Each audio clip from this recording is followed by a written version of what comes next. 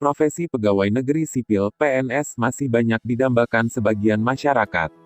Bagi yang ingin bekerja sebagai abdi negara, tak ada salahnya bila kamu mengenal terlebih dahulu pangkat dan golongan PNS terbaru.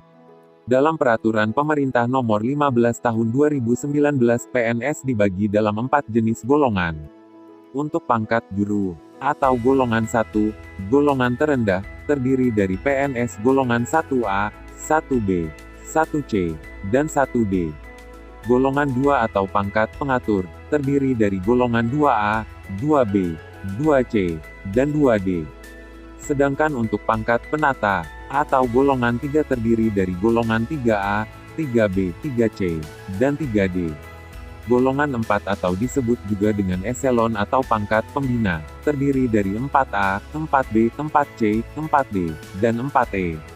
Adapun secara umum, pangkat dan golongan PNS ini dapat menentukan besaran gaji dan tunjangan yang dapat diterima oleh seorang PNS. Berikut daftar golongan PNS terbaru beserta gaji pokoknya dilansir dari Detik Finance. Golongan 1, Juru. Golongan 1A, Juru Muda, 1.560.800 hingga 2 jam 335 menit 800 detik. Golongan 1B, Juru Muda tingkat 1, 1.704.500 hingga 2.472.900. Golongan 1C, Juru, 1.776.600 hingga 2.577.500. Golongan 1D, Juru tingkat 1, 1.851.800 hingga 2.686.500. Golongan 2 Pengatur. Golongan 2A, Pengatur Muda, 2.022.200 hingga 3.373.600. Golongan 2B, Pengatur Muda tingkat 1, 2.208.400 hingga 3.516.300. Golongan 2C, Pengatur, 2.301.800 hingga 3.665.000.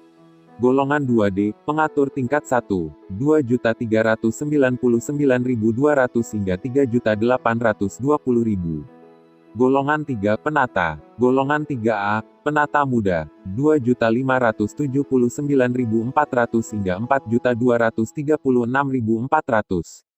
Golongan 3B Penata Muda tingkat 1, 2.688.500 hingga 4.415.600. Golongan 3C Penata, 2.802.300 hingga 4.602.400. Golongan 3D Penata tingkat 1, 2.920.800 hingga 4.797.000. Golongan 4 Pembina. Golongan 4A, Pembina, 3.044.300 hingga 5 juta. Golongan 4B Pembina tingkat 1, 3.173.100 hingga 5.211.500. Golongan 4C, Pembina Muda, 3.307.300 hingga 5.431.900.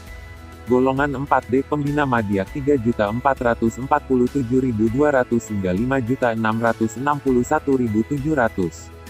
Golongan 4E, Pembina Utama, 3.593.100 hingga 5.901.200.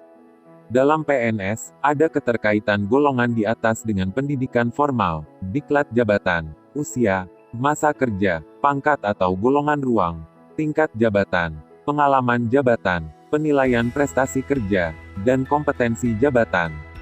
Sementara itu, untuk jabatan PNS disusun berdasarkan pada nilai dan kelas jabatan dari suatu satuan organisasi.